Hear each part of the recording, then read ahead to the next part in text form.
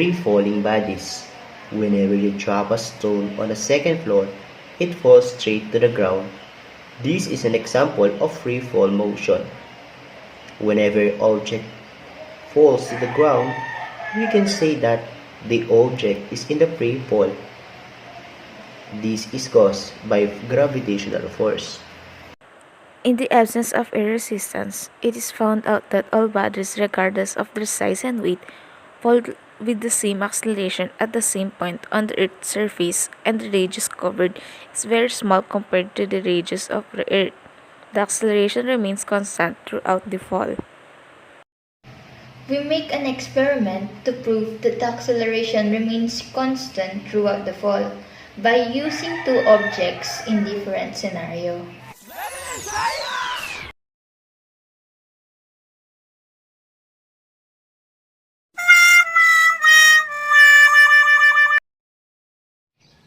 Go. Therefore, it is true that all bodies, regardless of their size and weight, fall with the same acceleration. Since those bodies fall under the action of gravitational force of the Earth, then the acceleration will be presented by small letter g, which is gravitational acceleration. Gravitational force g is equals to 9.81 meter per second squared.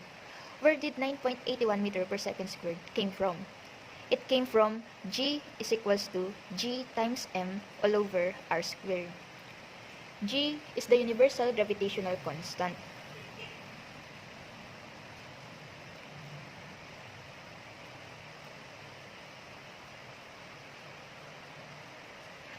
Which is equivalent to 6.67408 times 10 raised to negative 11 meter cube all over kilogram second squared. M is the mass of the Earth, which is 5,972 times 10 raised to 24 kilogram. R is the radius of the Earth,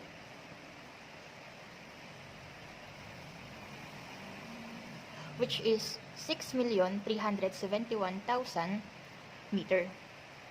Therefore, the gravitational force is 6.67408 times 10 raised to negative 11 meter cube all over kilogram second squared, multiplied by 5,972 times 10 raised to 24 kilogram, all over 6,371,000 meter squared. And we will get 9.81 meter per second squared. Equations developed for constant acceleration will be applied for freely falling bodies. A. The velocity at any time. The formula is velocity equals initial velocity plus gravity times time. B. The coordinate at any time. The formula is y equals initial velocity times time plus 1/2 times gravity times time squared. C. The velocity of any coordinate. Velocity squared equals initial velocity squared plus 2 times gravity times y. According to our professor, Engineer Jerwin Taysulong, there are 5 easy steps to properly solve a simple problem. Step 1. Find the given. Step 2. Identify the missing. Step 3. Write the equation. Step 4. Write the solution. And lastly, step 5. Write all the answer. Sample problem number 1. A stone that starts at rest is in free fall for 8 seconds. A. Calculate the stone's velocity after 8 seconds. B. What is the stone's displacement during this time? Solution for letter A is given.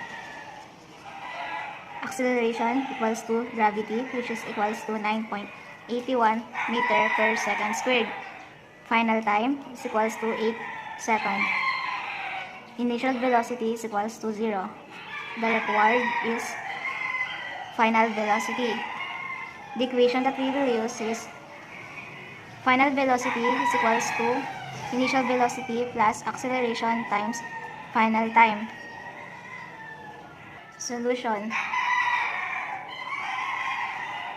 The equation is final velocity is equals initial velocity plus acceleration times final time. Velocity is equals to 0 plus 9.81, which is the acceleration or gravity, times 8 seconds, which is the time. The answer that we will get is negative 75 meter per second, which is downward.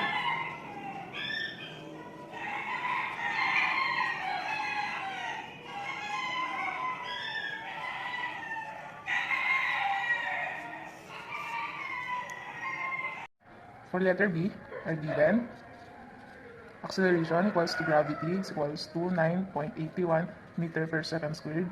Final time equals to 8 seconds. Initial velocity equals to 0. Required equals to xf. Equation equals to xf equals initial velocity plus 1/2 times acceleration times final time squared. Remember that we need to choose the coordinate system to have the origin where the stone is at rest and positive to be upward. Our formula is xf equals initial velocity plus 1/2 times acceleration times final time squared, where a is equals to negative 9.81 meter per second squared. Initial velocity is 0 plus 1/2 times acceleration, which is 9.81, times final time, which is 8 seconds squared. Our answer will be negative 3.1 times 10 squared meter. This negative will be changed to positive. So xf equals 3.1 times 10 squared meter. Our final answer is 3.1 times 10 squared meter, which is the displacement of the stone.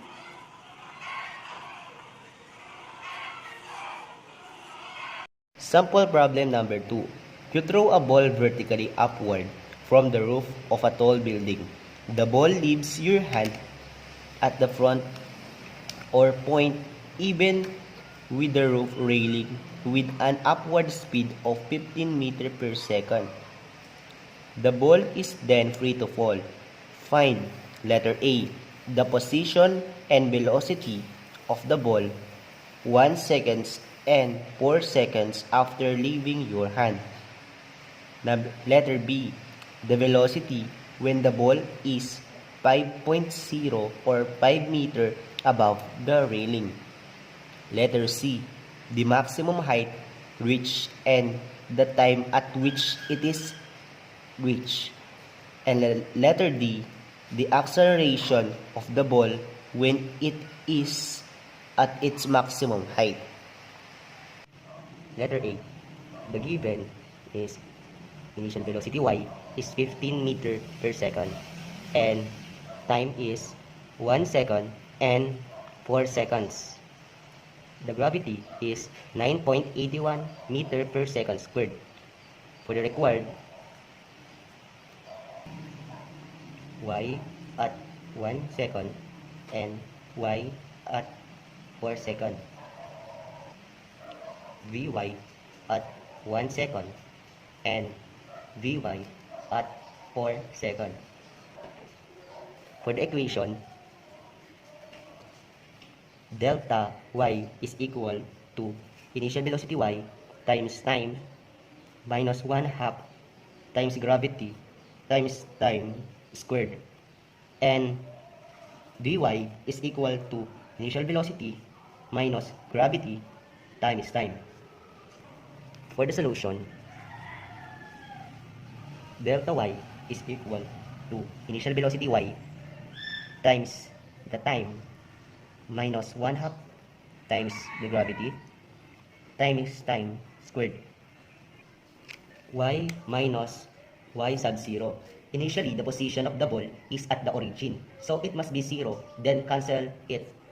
Then I throw it upward, so upward means positive velocity. So 15 times 1 minus 1 half, and the gravity is 9.81. Remember that even I throw it upward, the acceleration that the ball is experiencing is still the acceleration due to gravity. So it is 9.81, and the time is 1 squared. Y is equal to 10.095, meaning the positive y with respect to the origin at our position in our hand is the 10.095 meter. Above our position or origin where in the reference is the ball. And the answer will be y at 1 second is 10.095 meter. And this will be the answer. Y at 4 seconds. Delta y is equal to initial velocity y times the time minus 1 half times the gravity times the time squared.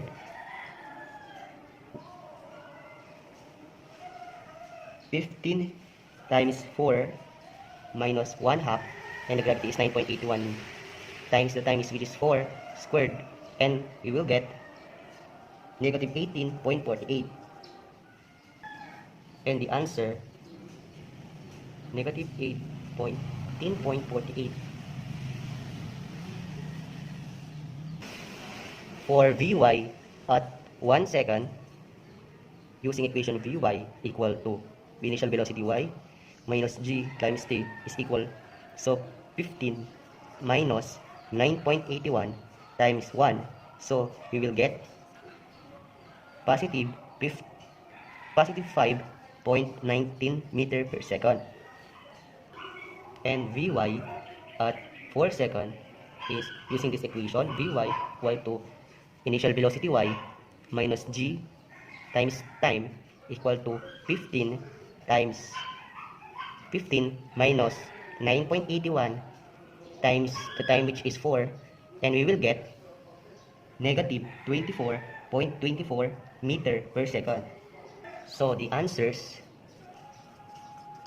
so Vy at 1 second is 5.19 meter per second, and Vy at 4 seconds is negative 24.24 meter per second. For letter B, this is the railing and this is the ball, so it is 5 meter and it is 0 meter. Then the given will be velocity or initial velocity is equal to 15 meter per second, and the gravity is 9.81. The required is Vy, and the equation that we are going to use is Vy squared equals to initial velocity y squared minus 2 times the gravity times delta y. For the solution, using equation Vy squared equals to initial velocity y squared minus 2 times the gravity times delta y equals 15 squared minus 2 times 9.81 times 5 minus 0. So we will get Vy squared equals to 15 squared minus 2 times 9.81 times 5 minus 0. To cancel the squared here using square root, and the answer will be positive or negative 11.26 meter per second above the railing. Answer, 11.26 positive or negative meter per second. It is positive when you throw the ball upward, and it is negative when it's going downward. This is the answer. For letter C, the given is Vy equals to 0 and Voy, or the initial velocity y, is 15 meter per second. For the required P max and Y max, or Y maximum. For the equation, we use Vy equals to Voy, or initial velocity y, minus the gravity times time. Then delta y equals to Voy, or initial velocity y, times time minus 1/2 gravity, or 1/2 times the gravity times the time squared. Solution: Vy is equals to Voy minus gravity times the time. So 0 is Vy, then 15 is Voy minus 9.81 times the time, which is the max. Using transpose method, we can say that 9.81 T max is equals to 15. And using again the transpose method, we can say that T max is equals to 15 all over 9.81. So the answer will be T max is equals to 1.53 second. And for the next one is delta y is equals to Voy times the time minus 1/2 times the gravity times time squared. So y max is equals to y sub 0, so cancel it, and Voy is 15